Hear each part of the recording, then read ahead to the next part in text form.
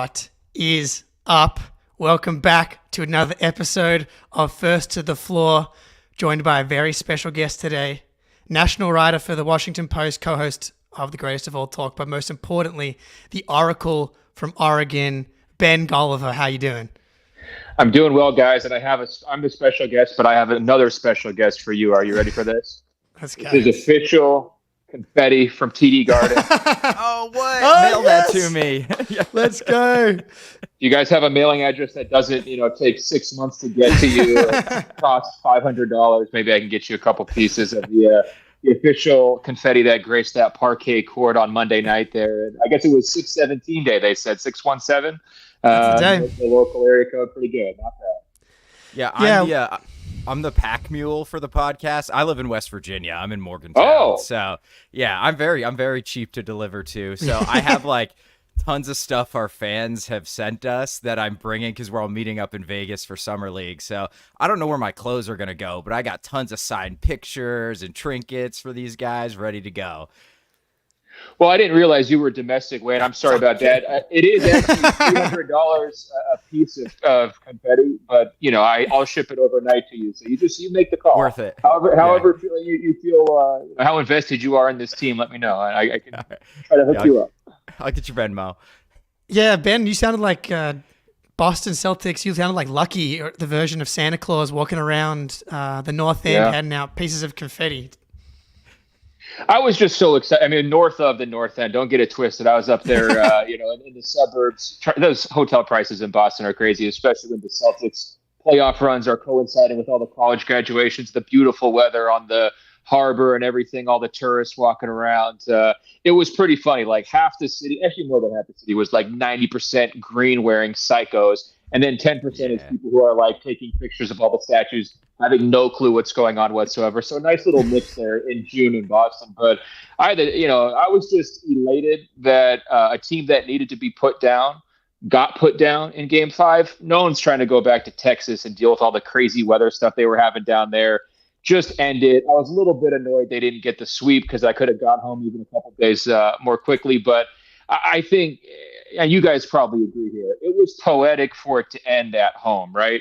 When Brown's first postseason run ends at home to LeBron, when Tatum's first postseason run ends at home to LeBron, you've got those crazy Kyrie home games where everyone's like, what's going on when he's playing for them?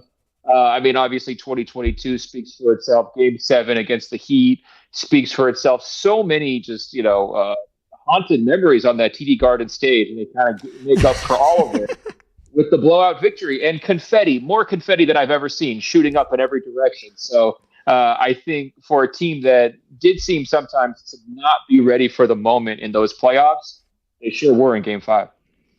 Yeah, they saved up a lot of confetti over the last few years. I wonder if that's what happened. They just kept it, and they kept forgetting that they actually didn't need to order any new confetti. Yeah. And they're like, oh, well, guess we're just going to let this thing go for Banner 18. So, Ben, the last time you were on here, I believe it was after the Kristaps Porzingis trade, but before the Drew Holiday trade. Yeah. And we were talking about Brad Stevens and how this was the first time he had tried on the Versace shoes and not, he traded the New Balance in, this first kind of splashy move. He did kind of find a backup pair of New Balance, though, with Drew Holiday to kind of round out the wardrobe. He did, and I was going to actually ask you, did the Versace bring home the championship, or was it the New Balances? Was it the more subtle aspects of that Kristaps Porzingis trade? Fair warning, troll question, but who was more important in the NBA Finals, Kristaps Porzingis or Peyton Pritchard? Because look, I enjoyed Kristaps Porzingis' first quarter of Game 1 more than anybody, but I heard Joe Mazzulla basically give Pritchard credit for winning 2 games with 2 shots, those awesome buzzer beaters, which might have been the most iconic moments of the entire run, right? So I think what we have to do when we look back at that Porzingis trade, they could have won this championship without him on the court. I mean, they showed that in the postseason run. They were great without him. Obviously, he helped. He gets to wear a ring. This is not some fake ring for him. He certainly played his part. But the picks that came back of that trade was the part that I overlooked. That was the subtle part. Maybe he just had old school white laces on those Versace's in that Porzingis trade. And then the Drew trade, to me, is what won the championship. That was the key move of the entire deal. Of course, you can go back and look at all these other great Brad moves, Derek White trade, Even the Al Horford trade when he first got there, there's a million of them you can salute. But the move that took them from very good to champion, to me, was the Drew Holiday trade. And it can't happen probably without that Porzingis trade. So you add it all up, I feel like it actually was Brad and the New Balances getting it done. And I've upgraded this metaphor, by the way. Brad's a mutual fund guy. He's not a crypto guy. He just likes the slow, steady return, the safe investments. That's what you get with Drew Holiday. Porzingis might go bust, halfway through the series. At this peak moment, he just might go rock bottom. You don't see him for 2 games down in Dallas. And ultimately, they didn't need him. It was pretty crazy, and that's a testament to the rest of the talent that Brad had really acquired and brought together. It is a good question, Spoonie. Like, it's hard. KP was so good in those first 2 games in the finals that, like, when we got to game 3 without him, I was like, well, at least he helped us get the 2-0 lead. We should be able to take it home from here. But then I watched game 3, 4, and 5, and I'm like, I think they probably win this series even without KP. Maybe it goes to 6 without Porzingis. But, like, the matchup just was really good for the Celtics. I don't know, Spoons, do we need him? So here's the thing. Like, I think KP is like the ceiling raiser for this team because he led the finals in net rating by like 10. Obviously it's a super small sample size. Even in the playoffs, I think we were like 4 or 5 points per 100 better with KP on the court. So he takes this team from like whatever they are to essentially unbeatable. I just think we all kind of underestimated where their floor without him was. Like, they're still the best team in the league without KP, and that's not something I expected, Jake. All season we were saying, like, they need KP for the title. And, maybe it's some of these series, or rather maybe this series goes 6 or 7 because he was dominant in especially game 1. But I think ultimately, even without him, we were clearly better than the Mavs, at least. Is it possible we all, and I'll throw myself into this, also overestimated the floors of the teams they played without full health, right? It's like the Cavaliers without Donovan Mitchell. It's like, come on, what is this skeleton crew? They didn't have the depth to sustain it like Boston did. Indiana, when Halliburton goes down, it's like, all right, well, now you're just counting down to the end of the series. Like, okay, we can all do the 48 hours of praising Andrew Nembhard if you really want to, if you want to go through that like process, right? But come on, man, you're not talking about a guy who's never really done anything in the NBA compared to a team with, 5 guys who are former All-Stars. Give me a break, right? So I think it was a little bit of column A, a little bit of column B. The Celtics were better without Porzingis than we expected. And I think a lot of the competition they wound up facing when they got to the postseason and had to deal with the grind of multiple rounds kind of fell to pieces, and their baseline wound up being lower than I would have expected, right? Yeah, and this is probably where we're most aligned, Ben, is your love for Brad Stevens and our love for Brad, Celtics fans for Brad Stevens, and that goes all the way back to the bubble. And what's your favorite Brad trade? Well, this is a great question because we've talked a lot about the different. Every trade has been excellent. The only move that was not like Jake sounds like a dad who doesn't want to like insult any of his kids right now. He's like tap dancing around here. Well. The 2 biggest, it is really hard because, Derek White, Al Horford, and Drew Holiday are they're just so unassailable. I feel like you got to go at the beginning, though, because, the roster was in a dark place, kind of, after the 2021 season. Daniel Tice and Tristan Thompson were starting together. That's the thing that happened, and Jayson Tatum still led a top 10 offense in that regular season, by the way. But Al Horford for Kemba Walker, that kind of reset the era and allowed them to kind of get back on the right track. I got to go back with Al. I know Spoonie. Tough. I think one of the underrated things about the Al trade was that he actually sent a pick out, and it's like, oh, it's not Danny anymore. We're actually going to pay with picks to get stuff. I think if just from a pure value standpoint, the KP trade is just incredible. Getting 2 first-round picks and an all-star for essentially just Marcus Smart is well, this guy's a wizard. He might be the best GM in basketball after being one of the best coaches. So I'd probably take the KP trade, even though it was the least important to the actual finals. But I think it was the best trade, if that makes sense. No, it's a good take, man. One thing I've always said, to judge the best GM, see which ones circle like sharks when guys get their first jobs, right? So Michael Winger for Washington gets his first job. Who's on the other end of the phone saying, hey, Porzingis, I've heard he has a lot of injury issues, wants a big contract. I know you want to go a different direction. I could probably take him off your hands for a couple first-round picks, right? Same thing kind of going on in Portland. It wasn't Joe Cronin's first move, but I mean, he has been, kind of a slow start there in Portland, snagging Drew Holiday again. Oh, veteran point guard. He doesn't really make sense for you, sneaking in there, grabbing him again. It's just the shark swirling the new GM. So let that be a lesson to all first-time GMs. If Brad calls, man, be careful now. Be careful. Tread lightly. You don't want to trade with Pat Riley. You don't want to embarrass yourself in front of the rest of the NBA. Trade him to the Boston Celtics. We'll give you Robert Williams, who's never injured, and Malcolm Brogdon, who's never injured, and it'll be totally fine. One of the underrated moves, not a trade though, not firing Joe Mazzulla after last year, because I do think you look at what's going on in, different situations. Detroit literally won less games than the Celtics won in the playoffs, but they fire Monty Williams after giving him the biggest coaching contract in history. The Lakers, the Suns. Vogel literally won a title 3 years ago. Joe Mazzulla loses to Miami. Really the only series the Celtics lost in this era that they really, really should have won. Could have easily made an argument for a guy that had its ups and downs in the season to fire him. Does not fire him. And I got a little clip here. Joe Mazzulla is just, a national treasure. Oh, well, he's at least a Massachusetts treasure at this point. but people are coming around. Was your dream to be a Celtics head coach, or was that something that was unfathomable at the time? So we had a prayer board that my wife and I put up, and it was only it was the Celtics. It was be a head coach for the Celtics. We were very, very, very specific. I actually had this vision board that a friend of mine worked on. And the 3 things on there were the Larry O'Brien trophy, the Celtics logo, and then a picture of Brad, because I wanted to work for Brad. I wanted to work for the Celtics, and I wanted to win a championship with the tutelage of Brad. Just an insane thing to have. He had that vision board for 10 years with those 3 things on the board. So he's not that different to me, really. I pretty much have the same vision board in my house. But Spoonie, yeah, I'll let you ask. Yeah, go ahead. Yeah, on Joe, Ben. So, Joe obviously is kind of psychotic. I'm a big Joe guy. I absolutely love him. I'm also a WVU alumni.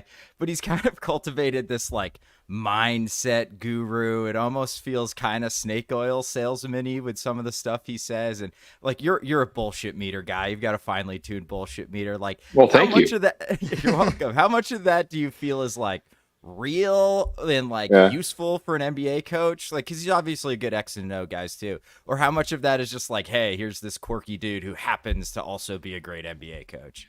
No, I appreciate how you asked that question, because I thought you were going to say, hey, you're full of BS. What do you think? Is this guy on the same wavelength? Takes one. No, you see the Michigan football helmet behind me, right? Jim Harbaugh is as wacky as it gets, right? And I do think that these guys, they do so many interviews over the course of a season. The coach really is the main voice of every team. You have superstars who do almost as many interviews, but these guys are talking before and after every game at practice. I think they just lean into the bit a little bit. That's really kind of what I got from Joe. I think it's genuine stuff that he likes to play up in certain moments. And you saw it in the finals when he, stops the entire press room by saying, well, how many of those guys are Christian coaches, right? He has his principles and he just unfurls them, and he's fearless. He doesn't really care about the backlash. He does like to go back and forth with reporters, and I felt like he really settled into his own in year 2. I think that's a major theme from this Celtics group. A lot more comfortable and confident on the stage this year, and he was certainly that way. I thought there was times he looked like a rookie coach when he was a rookie coach, and it was it just really didn't feel good either on the court or in the press room. It's almost like you wanted him to get some media training. In terms of the decision to keep him, though, I do think that's an underrated Brad decision. And I think, have you heard this whole deal on Twitter now? Everybody says, I've got my guys, for the draft. Oh, these are my guys.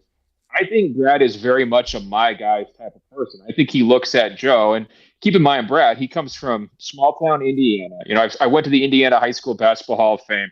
They got some incredibly dorky pictures of Brad in that place, man. And he looks great when he's 16, 17 years old, posing with the basketball on his hip, just having a great time. But he's a self-made guy who is obsessed with the game, who thought it on a different level, who was just flat out smarter than just about everybody else, right? And that's how he rose his way up to be the coach of the Celtics in the first place when he's in his mid-30s and ultimately president of the Celtics. So what he is stuck in this scenario of Ime, what do we do here? I think he looks at Mazzulla and says, well, I could handle it when I was in my mid-30s. Joe's just as psychotic and addicted to basketball as I am. I trust that this guy can handle it. It might be a little bumpy, but I'm not going to bail on him. And that's a major theme of Brad's entire tenure. He's stuck with Jayson. He's stuck with Jaylen. He's stuck with Joe, right? Like, those were his guys. That's kind of who he built this entire thing around. He changed the other pieces to accentuate those players, but he showed a lot of loyalty along the way.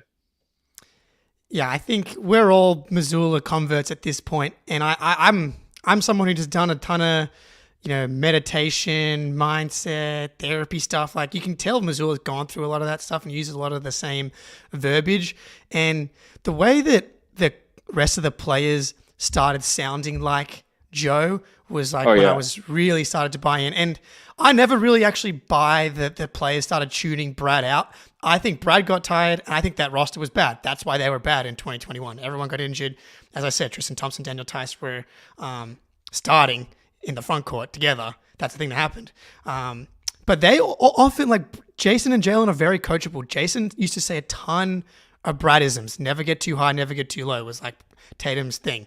And now this year, Derek White maybe being the number one guy that I think that benefited from Joe Mazzulla's kind of mindset therapy type approach in like building that level of confidence, and that just kind of filtered throughout the team. So I'm a believer in the mindset thing. Unsurprising, I've been drowning myself in green beer the last. Well, hey, don't forget about Jrue Holiday. I mean, that story that Joe told during, when we were down in Dallas about how he knew Jrue Holiday from a prayer app that they were both on. They had like read each other's prayers before he ever coached him. It's like, and he's like, I already knew Drew's heart before he came to the team. It's like, whoa, you don't hear that kind of stuff very often in the NBA, and it seemed completely genuine, right? So it's another example of a guy I think he really formed a bond with. The message discipline after the Game 4 loss, though, when Mazzulla comes out and doesn't want to say a single negative thing about his team, it wants to be all about praising the Mavericks, and then each player individually comes out and says the exact same thing. You could tell they had a meeting and like, do not go and say anything negative about how we played because the media will seize on it. And we're going to have to deal with this for 2 days about how we're chokers going back to Boston. We can't get it done. And it really felt like he went against the stereotype of him, which is this ultra intense, crazy guy who loves the killer whales and, the combat sports and all that kind of stuff. But the message before Game 5 was, chill out, man. Relax. It's fun. This isn't the end of the world if we lose. We're all sitting here in the NBA Finals thing. It's not the end of the world if you lose Game 5 at home. What are you guys talking about? But I think he was just playing that reverse mind game jinx a little bit, getting his guys to loosen up and chill out. And pretty much everybody besides Tatum did. That guy's the most nervous superstar I've ever seen in my life on the big stage. But by the end of it, once Pritchard hit the shot, the crowd was feeling good. Tatum had his moment there in the fourth quarter, so even he kind of relaxed and settled in. But I think he had a really good pulse on his team in the pressure moments, and he knew when to zag, right? Because he could have come in after Game 4 and read those guys the riot act. What the heck was that? That's the most embarrassing game of the season, biggest loss of the year. He didn't do it. He went completely the other way. That's a sign of a good coach, and that really gained my respect. All right. As a self-proclaimed win connoisseur, Ben Golliver, is there? I know you joke a little. You like to go back and forth on the Celtics on the pod, which is well deserved, and finally they've been able to do it. And I always reached out on the emails and was like, Ben, the Celtics are everything that you love about basketball, two-way. You're a big Spurs guy, like they do everything the right way. But I always knew that in the back of my mind it was. They hadn't really, you can't be a win connoisseur if you haven't actually won the thing. Now that they've finally won the thing, outside of Brad Stevens, obviously, is there anyone in particular that you're especially happy for on this Celtics team? Well, first of all, you guys also know you're incredibly annoying, right? Like, that's a big part of this deal. Like, come on. I mean, you probably have been wearing green every single day since Monday. Am I right? That's right.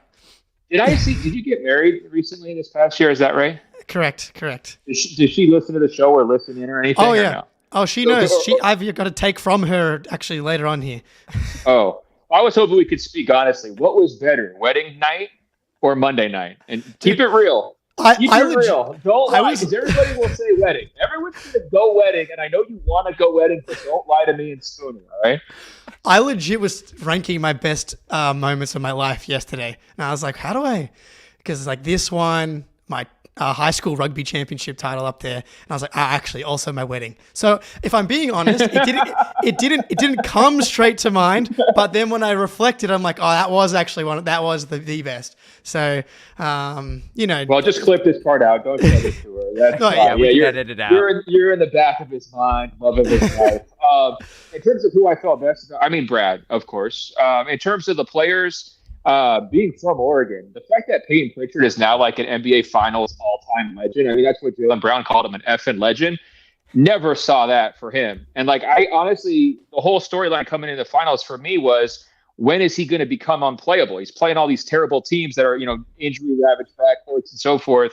At what moment does Pritchard just kind of get dumped? Because I knew Joe was going to want to play his stars a lot. He did, credit to him, and those guys held up great physically. And he kind of did crush all of Peyton's minutes, but except for like 4 seconds here, 3 seconds there. That's all he needed. It was incredible. So what a story for him. I also like that they're so associated with Lucky the Leprechaun, and the shortest guy on the team is the guy who comes through with the 2 lucky shots of all time. The 2 prayers. I mean, Pritchard's prayer has beautiful alliteration to it as well. Just the whole deal. So I was happy for him. I think I probably have to circle Al Horford, though, because there was years where Horford was the guy who couldn't even win a single game against LeBron. I think he lost like more than 10 straight playoff games against LeBron. That's not easy to do when these series shift back and forth. Like, it's pretty challenging to do that. And some of the times he was on like number 1 seed Hawks teams. They were pretty good teams. So what a breakthrough, age 38. I was actually wondering, like, is he going to retire on stage? Like, is it going to be one of those moments? But thankfully, please, for you guys, please no. I know. But, it was like kind of one of those capstone moments for him. So I would probably put him on my list. But each one of these guys, their reputation changed, right? Like Tatum, he's been carrying the trophy around for 3 days straight. We all see it on social media. He hasn't let go of that thing. He was golfing today. I think he was taking the trophy out of the golf course as well. Jaylen Brown, obviously, Finals MVP. I never saw that coming. I saw that kid play when he was 16 years old in high school. I would have never in a million years guessed, even though he was a top 5 prospect, never would I have guessed he could be a Finals MVP. So there's great stories up and down this roster. Spoonie, he's your guy. I think for me, going in, it was Horford, and I thought I was going to say Horford, but I think it's Tatum for me. Like, the relief on that guy's face and his, like, emotional outburst when he got subbed out of the game, just, like, it was just really touching. It was just a really human moment. You could just tell, like, the monkey had been on his back for so many years, and to finally lift it, I think he's going to be in I think a lot of that nervous energy was the expectations he put on himself to win the title. And I wonder next year we'll see him in the playoffs just playing a lot more free, a lot more open. So I ended up going, I think Tatum is my guy who I'm the most happy for. That's fair. I'm glad you both mentioned Al Horford. It was mostly just a reason to play this video of Al Horford getting mobbed by Celtics fans. Like, working a shift at a chicken shop? I'm not even exactly sure what happened here.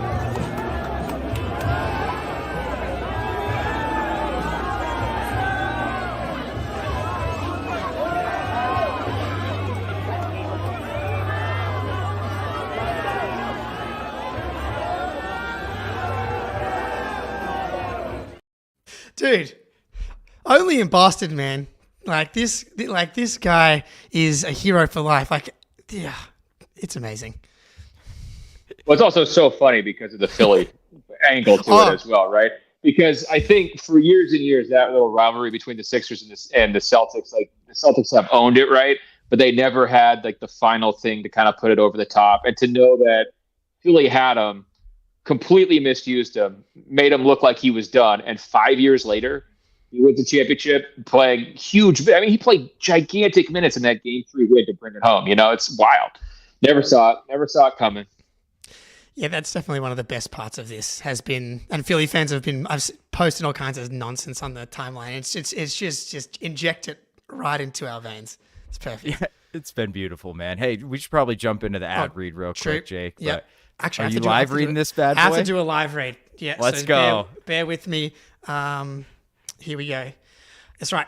Prize Picks is America's #1 daily sports app with over 5 million active members. All you do is pick more or less on 2 to 6 player stat projections. You can win up to 100 times your money on Prize Picks with as little as 4 correct picks. You can turn $10 into $1,000. With the finals over, the hoops action doesn't stop on Prize Picks. Women's basketball is heating up with stars like Caitlin Clark and Angel Reese looking to make names for themselves alongside greats like Brianna Stewart and Aja Wilson. You could win up to 100 times your catch watching them ball out. Prize Picks is available in more than 30 states across the country, including California, Texas, and Georgia.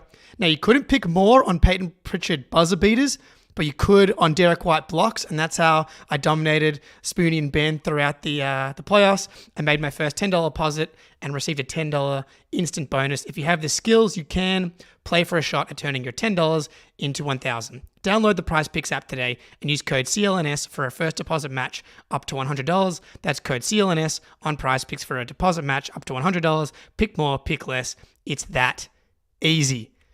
That was absolutely flawless, Jake. So, Ben, I wanted to ask you how you feel about Luka Doncic after that series, because obviously going in, that's like the primary thing as a Celtics fan you're concerned about. But when I think about like how afraid of Giannis I was in that 22 series where he basically Supermaned it for 7 games.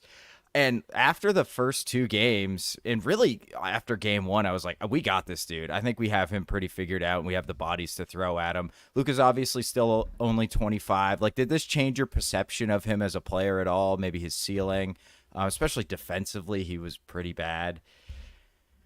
Well, I would say I got to see the Western Conference Finals in full. The Eastern Conference Finals, not a lot to write home about there, guys. I think this postseason run elevated my opinion of him big time. I mean, maybe more so Western Conference Finals compared to Finals. But I think what you really saw in the Finals was not Luka getting exposed. It was his teammates getting exposed, right? Did Kyrie play in the series? I saw a lot of press conferences from him. I saw an awful lot of soul searching about the Boston fans from him. Didn't see a lot of contributions from him. And he had a pretty good Western Conference Finals. And their role players just shot horribly. I mean, I'm sure you guys probably could pull the numbers up, whatever it was. But, I mean, it felt like at times they're making 15, maybe 20% of their open three-pointers. Like all those guys who had been pretty good in the Western Conference Finals. And a lot of those guys who had been really good playing, punching above their weight against the Oklahoma City Thunder in the second round just completely disappeared. So the fact that they even won a game, based on how a lot of those other factors were going, it gave me a little bit more respect for Luka. Against Boston, I'd say he gets like a B. He could definitely play better. He was like an A or an A+ against Minnesota. The matchups were not favorable for him against the Celtics. And I would just say, you guys, like Giannis has probably been a tougher matchup for this version of the team compared to Luka. You just had so many bodies you could rotate on him. You could switch a lot of people on. And you really won the mind game early in that series by not doubling him because he's so used to getting all that attention. And the pass became much more difficult for him. When he had that one game with 1 assist, it's like, yeah, they're pretty much cooked, right? And by the end of the series, I knew there was going to be an adjustment. I knew they were going to eventually show a little bit more attention to Luka and make some of those role guys step up and hit shots. And by game 5, I mean, other than Green shooting those threes over Porzingis, like there was nobody you were afraid of, right? Like every single one of those guys, they're lining up a 3. You're like, whatever, just double it out of Luka's hands. You're going to be fine. So, to me, Luka's in this conversation for best player in the world. He's probably number 3 to me right now, behind Jokic, behind Giannis. But this was not the crowning achievement some people thought. Yeah, I'm not there. Like, I know he was great he was really only great in the Timberwolves series. And I talk about the injury. Okay, let me push back on this. You switch Tatum and Luka, it's a sweep for Boston. You switch Brown and Luka. Disagree, because so much of Boston's offensive success was predicated on attacking Luka, and like without that hole, I don't. Who's creating anything for Dallas without Luka? I mean, if you put Tatum in Jayson that role, Tatum. come on, no. Jayson Tatum, he's good. He's putting Kyrie. D White in the post. He's getting switched onto Luka. He's crossing off. Yeah, Luka. what do you mean? He's just isolating Luka over and over again. Easy money. What the Celtics did. Look, I'm going to let this go because you guys are in your week of celebration, but you're so unbelievably drunk off the green beer. Give me a break. Well, here's the thing: 5 games versus a sweep, whatever. And I think so. Ben, one of the first times we kind of interacted actually on Instagram was after the bronze medal match between Australia and Slovenia. and incredible moment, Patty Mills. But like a big part of that was like Luka Doncic spent the whole game up and down, crying to the refs. And a big part of the reason why the Mavs lost game 3 was because Luka Doncic fouled out, couldn't play defense, and was complaining to the refs not getting back. Every fourth quarter in this series, he was a ghost. Like the conditioning. Well, he's going 1-on-5, man. Come on, let's be real. He did not have a lot of help in any of these games. I understand his defense is not where it needs to be. He plays Luka ball. His composure stuff definitely frustrated me in the World Cup. There's no question about it. He was much better throughout this postseason in terms of the technical fouls, no ejections. He had to foul out in game 3. He was just tired. Bottom line, he was exhausted because he was playing a deeper, more talented team, and none of his teammates were showing up in the big moments. That was the problem. He was tired and then frustrated late in that game. But you can't pin this one on him, man. I'm telling you. If you switch up all that 30% shooting from Tatum game after game after game, Dallas is going to have 80 points a game if you switch those two guys, right? Jaylen had a couple of offensive clunkers. You put him in as the head of the stake for this Dallas offense with no help from Kyrie. It's going down so much easier in that scenario. So he's not a perfect player. Look, I'm granting, he was at times, C- down to an F in certain spots defensively, but his offensive talent is so extraordinary. That's the only reason why they're in the finals. I mean, to me, if you look at that roster, that's a team that should beat the Clippers in the first round and go out in round 2. The only reason why they're even close to the finals or the Western Conference Finals 2 years ago, it's one guy. He's number 77. Spoonie, thoughts? Yeah, I think that's fair. I am obviously very defensive of JT, and I do think that overall, not saying you do, Ben, but people underrate like defensive impact and how bad Luka's defense was in this series, and basically the Celtics' entire offensive strategy was to just go at him. But yeah, he's obviously incredible. He's probably going to go down as one of the very best offensive players of all time, maybe like top 5 with the way he's been playing, and especially like the second he came into the league. So I like, it's hard for me to get there as far as like, if you swap those guys, the Celtics would get better. Maybe we'll luckily never have to see that. Yeah. Well, here's my thing though. Like, what won the series? Boston's defense, right? Is Dallas's lack of offense is what dictated this series, right? Dallas was held under 100 points, I think 4 times in the series. Like, that's insane. That was a benchmark for them all year long that they flew by, no problem whatsoever. Despite Luka's individual defensive shortcomings, Boston didn't even have a great offensive series. I thought their best stretch of play in the entire series was the third quarter of game 3, where the ball was hopping, everybody's hitting shots. That, to me, is when they actually looked like a team that could be in some of these conversations as like one of the better teams from this decade.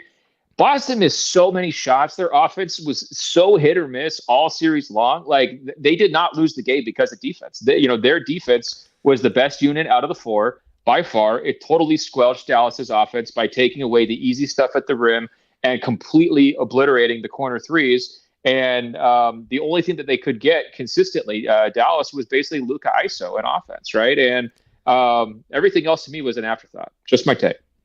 Yeah, I think what I will ask you, and what I feel strongly about, is not necessarily Luka over Tatum or Tatum over Luka. I don't really think it's fine if people want to have Luka. The guy was terrified for Yeah. the whole series. I was calling him hesitate him after game 2. Come on, that's good. And he was telling us about it at the post-game press conference. He was terrified. And I actually completely agree, by the way. He's going to come back a better player next year because the monkey is off of his back and he knows he belongs now. He's in the club. It's going to do wonders for his confidence. I think he's going to be more comfortable in his interviews. I think he's going to actually have a chance to be one of these guys who gets to push into that top 5 player conversation. But I think, for long stretches of this postseason, Brown was better, and he was the rightful MVP in both of those last 2 series to me. I'm not even a huge Jaylen Brown guy. So I think it's an opportunity for Tatum to grow. Yeah, the piece that I like, because we could talk about the top 100 rankings that you do, which are great. When people are doing their rankings, I think it's, for me, there's one tier with 2 guys in it, and it's Jokic. I just combined both of their 2 nicknames, Joker and Giannis. Like, that's where I've like the recency bias with Luka. like the best player in the world stuff compared to Jokic, and Giannis has just been like kicked to the curb for some reason. I think it's that's where I'm like I've become friends with a bunch of Bucks fans because I've been posting Giannis propaganda. Shout out Nathan Marzion because I'm like look at the stats from that 2022 Finals playoff series. Luka didn't have a single game above 32 points, not a single game where he took 30 field goals. Giannis had 3 games in that series with 30 plus field goal attempts plus 10 free throw attempts. So that's just insane usage. I think it comes back to conditioning and work ethic and 99th percentile type workers. So that's what I want to push. Well, it comes back to matchups tier. Sure. I mean, matchups coming into this series, we said if you were Luka Doncic, which team in the league would you want to play the least? It's the Boston Celtics. I mean, they got how many perimeter guys are they wearing down? I don't think it was a coincidence, by the way, that all these other guards kept getting injured in the middle of the series against the Celtics, right? It's like, yeah, good luck trying to dribble the ball up the court every single possession against Drew Holiday and Jaylen Brown and everything else. And you even saw it with Dallas. They were didn't Maxi Kleber dribble the ball up the court one time because they were trying to keep the ball out of Luka's hands because he was facing so much pressure? So, again, that's why I go back to, credit the excellent defense. To me, Luka's probably third. Like I was saying earlier, I don't want to give away the whole list. I'll definitely be thinking about it. There's very few players, though, who are as productive as he is, and he absolutely destroyed a really, really good Minnesota team in the Western Conference Finals and just humbled them and made them, stun them. They thought they were going to the finals. Like, they had that feeling about them coming off that Denver series, and Luka just basically single-handedly punked them. So I definitely think he ran out of gas in the finals, but I think Boston gets a lot of credit for that. And, when you're looking forward, like the interesting conversation I saw bubbling up recently was like Tatum versus Embiid, as people were bringing that up. And I was like, Tatum has been better than Embiid since the bubble. What are we talking about? How is this a thing? And I'm not even the world's biggest Tatum guy, but swept him out of the bubble. Embiid has never done anything in the playoffs. We joke about Tatum being hesitant in the finals. At least he's in the finals. At least he's been in the conference finals like 5 times already, maybe 6. I can't remember. You guys would know the numbers better than me. That conversation is not a conversation. I don't know what version of basketball you have to be watching or how you perceive the sport to be played when you're looking at the greatest ability being availability, when you're looking at two-way impact like you're talking about, when you're saying, let's have a guy who has improved as a distributor. Everybody was telling me about Embiid's great improvements as a facilitator. Where did that get them? You know what I mean? Guess what? Another early exit. Surprise, surprise. But to me, the biggest deal is Tatum's availability. He plays massive minutes, unlike Luka, and unlike a lot of the other guys that they played. Boston could have played another 15 playoff games. They were fine. Yeah. Like their workload, there was no major signs of fatigue. The system was working for them. It was balanced pretty well. If it had been a best of 20 or a best of 19, they would have played that, no problem. And they would have come out on top. So to me, I do think the focus on Tatum not being in some people's top 5 overlooks the fact that there's people who do get put into the top 5 of these conversations who have no business being there. And I'm circling Joel Embiid on that one. I'm so glad you brought up Embiid because I just went on a big rant on this show about how people put Embiid over Tatum. He gets tired every playoff game. Like, how are you going to go to war with a dude deep into the playoffs who can't even finish a game? Never mind a series. It just blows my mind. And Tatum hanging 50 on his head in Game 7 last year didn't I can't believe that didn't just end the argument there. But people still grasp onto that. It just is crazy to me. I mean, between this and your guys' Luka takes, I'm getting major middle school gym teacher vibes. That's right. You want everyone running laps around the school until they faint. That's what I'm getting from you guys. That's right. Yeah. They absolutely should be. But, the Tatum ranking stuff is kind of whatever. It almost doesn't matter that much. But I will say, Ben Golliver, if you listen to the Greatest of All talk, they love to make fun of the Celtics, and Celtics fans kind of bring it on themselves, as I've heard a lot of emails. I've held off on a ton of times emailing because I'm like, guys, it's going to come back. This is not the time to reach out. But when it has been time to put pen to paper, you did put Tatum at 4 in the top 100 rankings coming into the season. It was Jokic, Giannis, Steph, Tatum, Luka. Now you've got new entries like SGA, Ant. But I think that the more interesting question going Tatum over Ant. Tatum over. Yeah. Oh, that's an insane. That's been the new. Let's not do that. Let's not. Yeah, do that. SGA is really the only other one that I can hear, and even then I'm like, okay, let's see it a little bit more. But what the more interesting thing I think is like, it's not about Jaylen and Jayson and Spoony. I'll ask you this first, but like, when you combine the two of them, like, you can't win a series unless you've got a top 3, top 5 pantheon guy. But when you have Jaylen and Jayson, now that they've won the title, you can say if they're on your team, your title window is open. Similar to how when you've got Jokic on your team, your title window is open. So I don't know. I think they've got an argument for best duo in the league, Spoony. Yeah, for me, it kind of comes down to how well Jaylen Brown played in the playoffs, because I think thinking of like the number 2s in the NBA, I'm not sure there's anybody I'd rather have in a playoff series than Jaylen Brown. If we get that version of JB where he's going to defend that well on and off the ball, maybe AD. AD's probably the second banana I would consider over JB. Like, I mean, OKC, is it J-Dub? Is it Chet? I'm taking JB over either of those guys. Jamal Don't Murray. sleep on Chet. He's coming. He might be coming, but right now, if it's next season, I think I'm taking JB. Like, Dame, get out of here. Indy, it's Siakam, Andrew Nemhard, whoever their second best player is. I think, like... What about Joker and Jamal Murray? So I think I take JB over Murray in a vacuum. I think for that team, Murray works so perfectly well with Jokic. I'm not sure JB would kind of read Joker nearly as well as Murray does. But I think if we just have a team where it's like you have a star and you need a second banana, I think on most teams, Jaylen's going to be the better pick. But Joker's considerably better than Tatum too, which is why that's like, it's a tough balancing act. I think if somebody says I got Jokic and Murray over the Jays as my best duo, I would be okay with that one. That one makes sense to me. Not Katie and Brad Beal. Just kidding. No, I mean, there is a lot of star partnerships that just have not worked out or have not held up as those guys have aged. I think the biggest factor that the Jays have is like, this is peak prime, right? Like, they got such an early start in their careers with the deep postseason runs that, there was the rush to break them up and all that. I guilty as charged.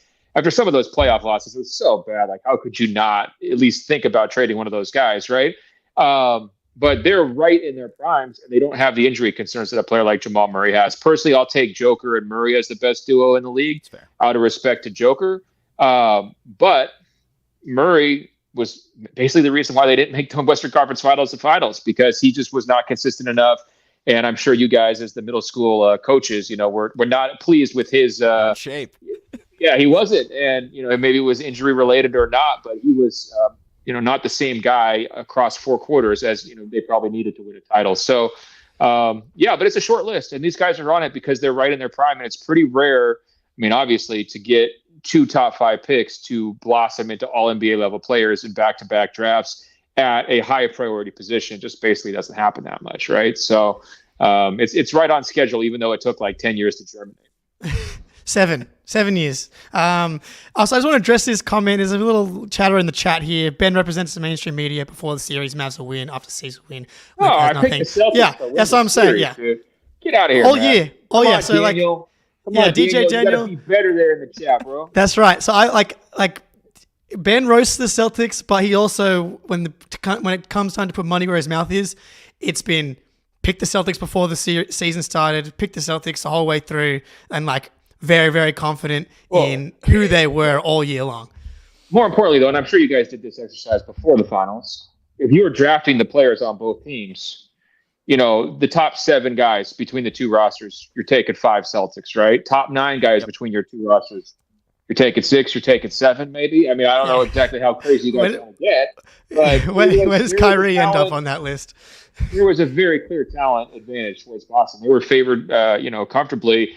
I was stunned when all the money came in on Dallas, and a lot of the experts picked Dallas. I just did not understand where that was coming from. And maybe it was because Luka was so sensational in the Western Conference Finals. And I think also people do buy into this idea that the best player, you need to have the best player to win the championship or, win a playoff series.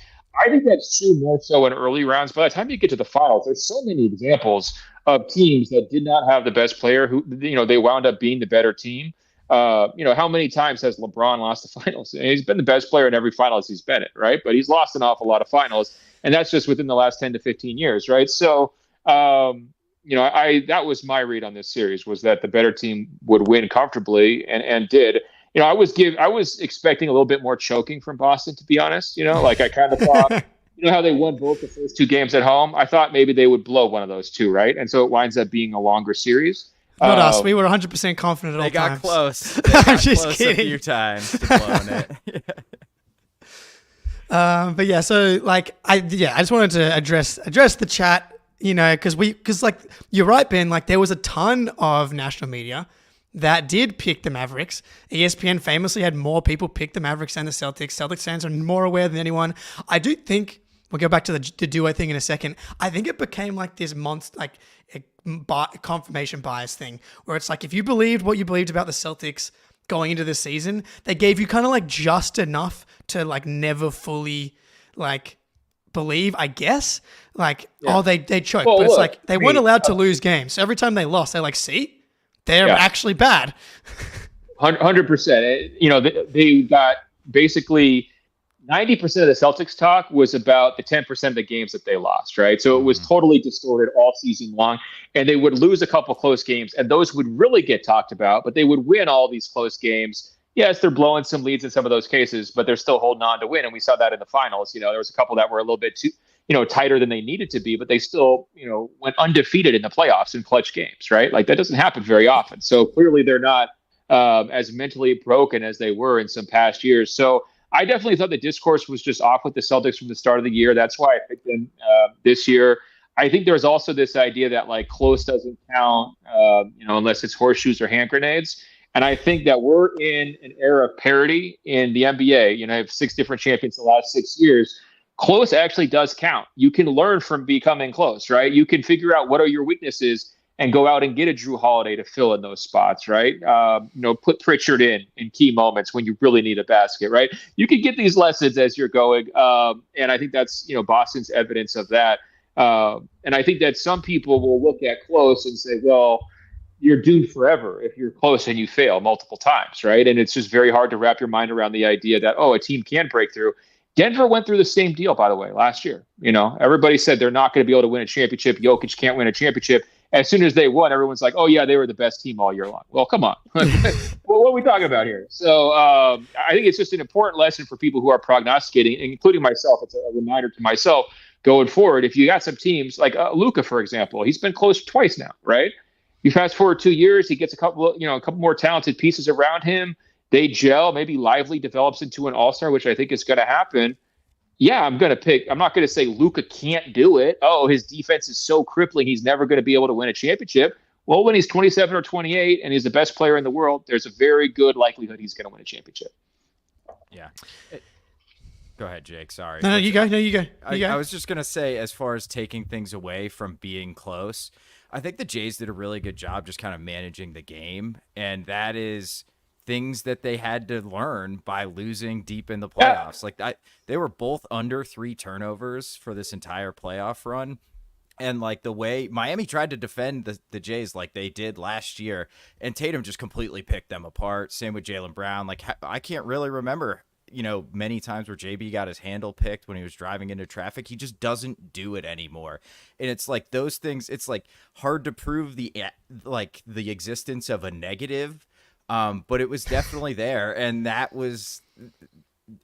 is all because they got close so many times, and they learned from why they blew those close games, why they blew the series.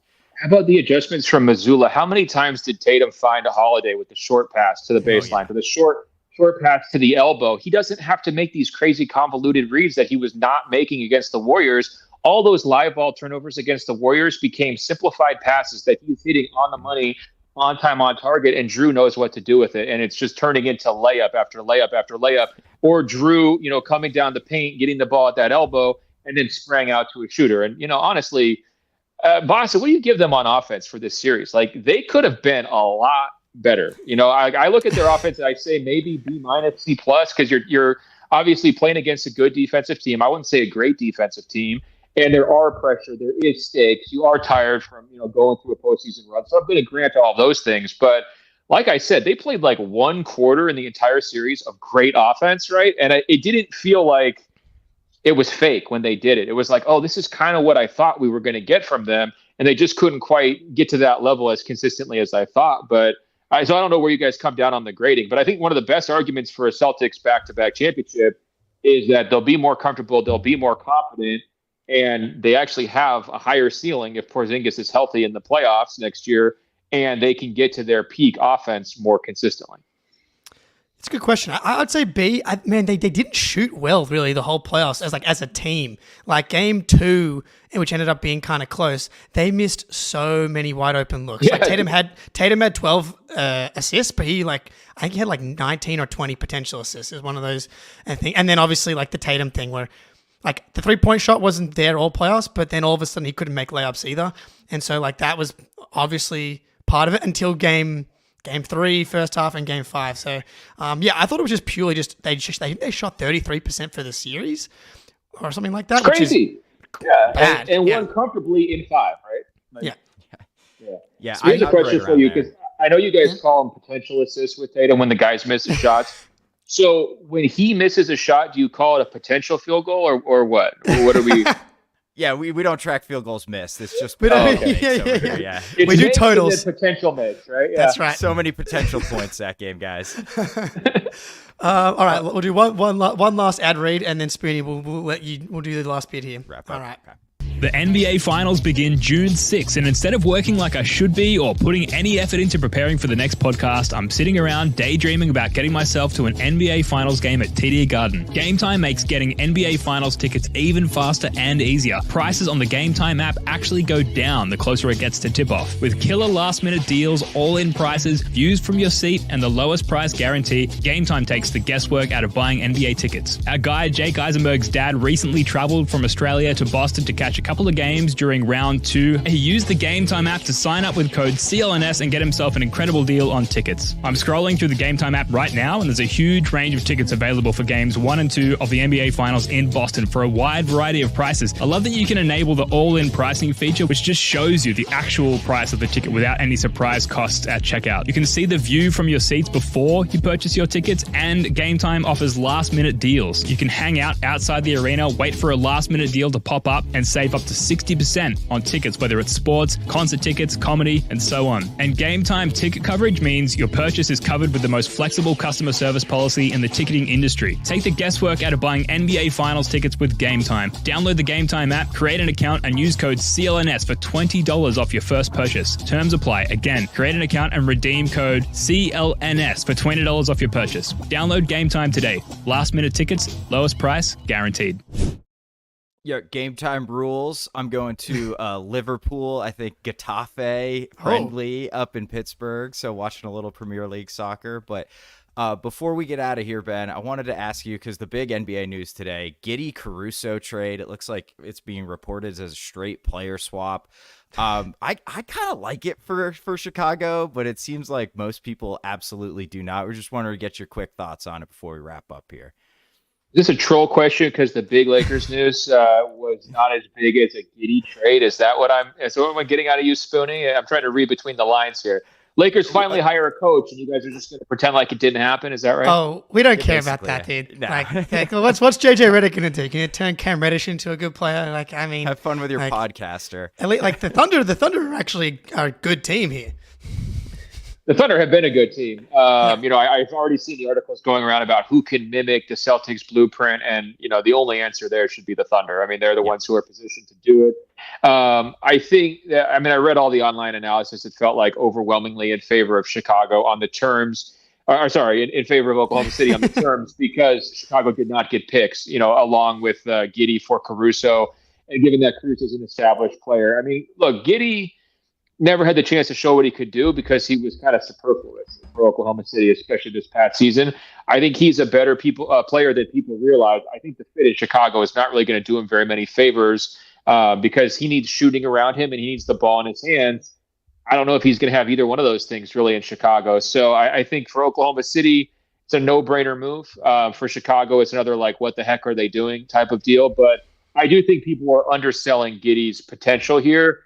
A little bit overreaction to what this past season looked like for him, because he was just the odd man out all year long. And I'm not even just pandering to the Australian on the show. Like, Giddey's got a skill set. He just really wasn't able to show it this season. Yeah, it's been a tough time to be showing support for Josh Giddey this year. We've kind of gone into our holes just a little bit. But I like it for, like, I don't know how they didn't get a pick. How do you not just get something, dude? Like, just for the headline. Like, they have a million picks. Like, clearly the Thunder really wanted Caruso, and Sam Presti is a sicko. He just refuses to part with any of these picks. But well, he's negotiating from strength, right? Like, he doesn't need Caruso. He's like, well, Arturas, I know, maybe we could do this, but I already have Lou Dort. How many Lou Dorts do I need? Oh, you want to give me a second one? All right, fine, I'll take him, But it's the advantage. I mean, Brad's done the same thing over and over again, right? Like, you get to have that leverage when you're the team that doesn't need to make a deal. And I think Chicago probably felt the need to shake things up, right? Yeah, I do think as well, like, at least, like, any pick you get back, at least you're getting Giddey, who is a player. Like, Giddey, even with this bad year last year, where does Giddey go in this year's draft? Probably still goes top 5 or top 10 at least. He might go first in this draft. Yeah. Don't use that. I mean, that's like saying, you're the tallest kid in kindergarten or something like that. But yeah, congratulations. I wish I could have done that at least once. That would have been nice. But actually, like Chicago, like that. At least it's a high upside pick. I mean, kind of play. But what I will say, my bigger takeaway is, like, thank you, Eastern Conference, for continuing to send very good players to the Western Conference, because, like, that was a guy that I think really could have helped Milwaukee or Philly or basically anyone in the East, and now he's gone. And so, like, great news. Like, the Eastern Conference continues to deliver for us. I do wonder if OKC now, because they didn't address their rebounding problem at all, obviously, now is it like, do you package Dort and picks for the swing move? Like, that's what I wonder is potentially coming. Larry Markkinen would be like the gold jewel, but that's kind of like immovable object, unstoppable force, Sam Presti versus Danny Ainge, in order to execute a trade like that. Well, we were talking about our guys earlier. Nobody is a more our guys GM than Sam Presti, and he will be loyal to his picks as long as he possibly can. Obviously, Giddey notwithstanding, I mean, he sort of just, played his way. Other guys outperformed him. He had his chance and he lost his spot, right? But I think he is setting up for a situation where he's going to have to pay massive money to Shea, Jaylen Williams, and Chet. And so I don't think he's going to make a big swing trade because that's going to bring on a big salary. I think he's really going to be judicious in terms of building around those big 3 max contracts, because Oklahoma City is not Boston when it comes to revenue. It is not the Los Angeles Lakers when it comes to attention, and they're much more cost conscious, and they've got 3 guys who are going to be earning just insane amounts of money here going forward. So I think he's going to be more careful and annoying to observers. People are just going to constantly scream, "Sam, make a move! Sam, make a move!" I do think he needs to add to his front court, no question. I mean, you can't go into the playoffs with Chet as your only big. That's just not going to work, right? So they got to figure something else out there. But I don't think it's going to be some home run. And real quick on Chicago, they could have gotten more for him at the trade deadline, right? That's so bad. It seems like people were willing to offer multiple picks for Caruso at the deadline, and like I said, I don't hate it for Chicago, assuming this is a transition into a new era where they're actually going to rebuild, and Giddey's a nice young piece with a lot of talent.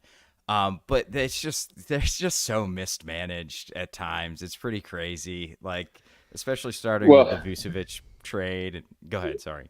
No, I was going to say, we were ranking Brad's great moves earlier. It's like, this isn't even top 5 bad Bulls moves. So, let's put it into perspective. Also, keep in mind, all first round picks aren't created equal, right? So maybe if someone's offering 2 first round picks, maybe they're mid-teens. What does that do for a team that's trying to make the play-in or the playoffs every year? They do not want to tear it down in Chicago. That's sort of been the organization's mantra, because they just want to make money. So if they can be the 10th seed every year, the ownership is happy, that's how you stay employed, right? So I think they would rather take one former lottery pick in Giddey, who has already gotten his feet wet so he can contribute next year, as opposed to 2 teenagers who might be outside the top 10 in a weak draft or in some future draft. They just don't play the game that way, and that's why they're not good. But you understand that they're just going with a different North Star. They're not trying to win a championship here. They're just trying to be the 10 seed, and this is a movie that will help you be next year's 10 seed. All right, quickly before you go, the Oracle from Oregon, you projected Celtics, Michigan would win the title. 2024-2025 season. Repeat? Are we going first repeat since the Warriors for the green beer drinkers? You got a really good chance. I'm going to reserve all predictions until maybe, I don't know, free agency even starts. Perhaps maybe we should try to do that. But you guys are going to be in the mix. I mean, all the top 7 are coming back, right? Maybe top 8. Right. Mm-hmm. Yep. That's 8. Pretty rare. You're not going to have one of these Bruce Brown defections. Wick was having a great time in the post-game locker room celebration. Looked like he was ready to spend a bag, whatever it would take to keep that party going. So I think that's a good position to be in. And I think the biggest question mark going forward, I mean, 2 of them, it'd be the front line. Horford's age, right? Can he hold up against tougher matchups in next year's playoffs, assuming you're getting some of these big frontline guys? And then Porzingis' health. I mean, they got away with it this year. This dude missed a lot of time, and he missed a lot of really important playoff games. So those are the potential weaknesses I see. But like 1 through 3, 1 through 4, you're set. And to me, what'll be interesting, does anybody want to try to glom on here, right? Are there any veterans who want to sign on for a little minimum and get a little taste? Because Boston has a very clear identity. They're trying to play 2 ways. They're trying to play together. They're trying to share the credit. It worked out really well for some vets this year. Drew Holiday, I imagine, would have some pretty good things to say on a recruiting call to prospective free agents about how things went. Ditto for Al Horford. The list goes on. They answered the questions. There's no more stigma now about they can't do it. To me, this is sort of like peak attractiveness if you're trying to bring in veteran minimum guys for the Celtics at any point here in the last 10 to 12 years. So, we'll see if that plays in their favor or if they just try to continue to develop some of the guys they've already got. That's kind of a choice for them. But I would get greedy if I was Brad. I'd be calling all these guys and saying, hey, it worked for Drew, it worked for Al. Let's get you a ring before you retire. You're Robert Covington. Come on down, buddy. Yeah, we got some minutes for you. There you go. Yeah, who can the fellas recruit Team USA? Will LeBron draft Bronny, get LeBron on a minimum? There we go. Which I know is a divisive topic in the chat. No one actually wants LeBron, but I would accept him. But anyway. Oh, you're angling for LeBron. That's how good you're feeling, man. Alive. Oh yeah, man. Let's go. Hating on Luka, trying to poach LeBron from Los Angeles. Trust me, man. I came home with 72 degrees and sunny. LeBron's not going anywhere. They just hired his They just hired his to coach. I mean, where's he going? True. Facts. I know. What are they going to do? Are they going to do mind the game episodes in between losses to the Boston Celtics? Yeah, I don't know. Ben, like, you've been way too generous with your time. Basketball junkie. You've been there every step of the way from the bubble. I remembered you actually there for the FIBA World Cup when it was Marcus, Kemba, Jaylen, and Jayson, I think, as well. Like, you've kind of been there. Yeah, Tokyo I was there as well, Tokyo, which was honestly more depressing. So yeah, I can claim that one. I can't claim the 2019 one, although I did watch a lot of that tournament and definitely came away thinking these guys are a bunch of losers and never going to win anything. That's maybe why I remember it so vividly, because I remember they got 7th. I went to one of the Canada USA exhibition games in Australia. Tatum did get injured, and that was why they ended up getting 7th. One of his only injuries. Oh, yeah. Sure, that was it. Sure. That was it. I was nervous in the finals. Go back to the 2019 Well, Jake, one thing I did want to tell you, though, before we go. So I was on a plane to Boston from Dallas, and there was a guy with a voice who sounded an awful lot like yours. Okay. And he was a Celtics fan. He was there with his son, and they had flown all the way across the world, I think from Sydney, to watch the game in person. And perfectly on brand, he had to let every single person, 3 rows in front of him and 3 rows behind him, let him know what he was doing. Here's the full itinerary. We're going to go see Game 5. It's going to be incredible. And I was like, I don't know if this is Jake the person, but this is Jake the spirit. You know what I mean? That's like, correct. Here he is on this flight, just having the time of his life. So, congratulations to him. Congratulations to Spoonie. Obviously, congratulations to you and your wife as well. I'm so glad you guys could top the wedding night and kind of see this journey go out the right way. To shout out my wife, it was her take that you don't need Tatum to be top 3 because Jaylen and Jayson together are top 1. So that was her take. That's a good That's good. Yeah. But yeah, Ben, we'll look, if we see you, you're everywhere. We'll try and buy you a something in Las Vegas when we're there for Summer League. When we're watching Jordan Walsh hopefully win Summer League MVP again. Getting greedy. We're going to take everything we can home. But everybody, if you haven't subscribed to the Greatest of All Talk podcast or the Washington Post. I would highly recommend it. It's excellent content in a world where a lot of the mainstream media is something. And so I personally would highly recommend the Greatest of All Talk podcast. Ben Spoonie, it's been a pleasure as always. Ben, I don't know, is there anything else you want to plug before you get out of here? Careful, we'll be here all night. How about this? So I'll make you guys a deal. When I'll see you in Las Vegas, I'll bring the confetti. You empty your 401ks and we can meet in the middle. Okay, how's that sound? Yeah, deal. Gotcha. That's right. Done. That's right. Yeah.